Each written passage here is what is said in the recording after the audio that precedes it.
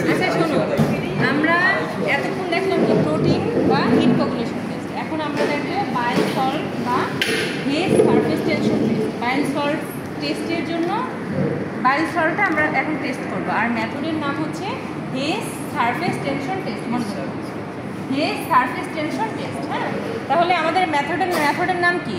Hedge surface tension test. আর test মূলত কী করবো, বাইল সল্টটা দেখার জন্য আমরা হেজ সারফেস টেনশন টেস্ট করবো। এজন্য আমাদের প্রথমেই লাগবে সালফার পাউডার। হ্যাঁ, সালফার পাউডার, এটা হচ্ছে সালফার পাউডার দেখাচ্ছি। আর এটা হচ্ছে ডিস্টিলড ওয়াটার।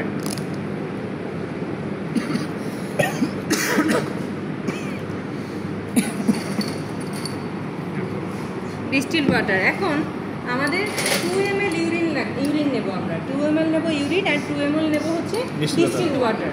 আর প্রথমেই হচ্ছে মার্কিং করব। আমাদের অস্পিতে কিন্তু এর জন্য আলাদা আলাদা মার্ক আছে। এই মার্কিংয়ের জন্য কিন্তু আলাদা 1 নাম্বার। হ্যাঁ,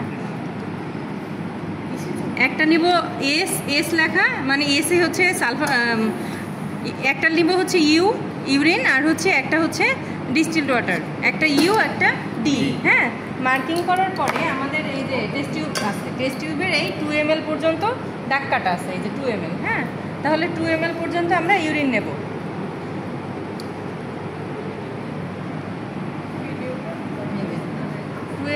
ইউরিন, আর 2 ml নেব হচ্ছে ডিস্টিলড ওয়াটার।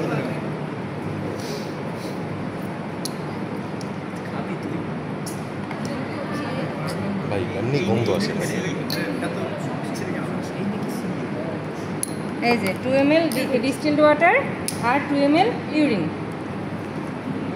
এখন আমরা এই সালফার পাউডারটা নেব, স্প্রিঙ্কল বলা আছে, স্প্রিঙ্কল অ্যামাউন্ট পরিমাণ। হ্যাঁ, আর হাতে নিলে 1 চিমটি পরিমাণে, খুবই অল্প পরিমাণে, এই যে এতটুকু পরিমাণে। হ্যাঁ, দুইটাতেই দেব, এই যে ঠিক এতটুকু। এখন এইটার আমরা এখন অবজার্ভ করবো কি, ঠিক এতটুকু পরিমাণে, খুবই কম পরিমাণে, দুইটাতেই দেব।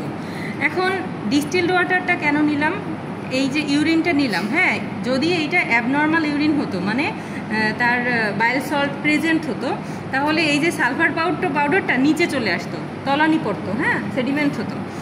যেহেতু আমাদের এই সালফার পাউডার উপরেই রয়ে গেছে, এই যে উপরেই রয়ে গেছে, সেডিমেন্ট হয়নি, আর এটাকে নাড়ানো যাবে না। হ্যাঁ, সেডিমেন্ট হয়নি, তার মানে এটা বাইল সল্ট নট প্রেজেন্ট। যদি আমরা দেখতাম যে না এটা abnormal urine, bile salt present, তাহলে এই সালফার পাউডারটা তো সেডিমেন্ট হতো, আর ডিস্টিলড ওয়াটারটা উপরেই থেকে যেত। এইটার কম্পেয়ারের জন্য আমরা ডিস্টিলড ওয়াটারটা নিয়েছি, যাতে আমরা অ্যাবনর্মাল ইউরিনটা বুঝতে পারি যে এই অ্যাবনর্মাল ইউরিন এভাবে আসে, আর নর্মাল যেটা সেটা স্বাভাবিকটা এইভাবে আসে। যেহেতু আমাদের ইউরিনটা নর্মাল, তাই দুইটাই উপরে ভাসতেছে। হ্যাঁ, জাস্ট এতটুকুই, এই টেস্টে জাস্ট এতটুকুই। এরপর আমরা টেস্ট টিউব রেখে দেব। এখন করি।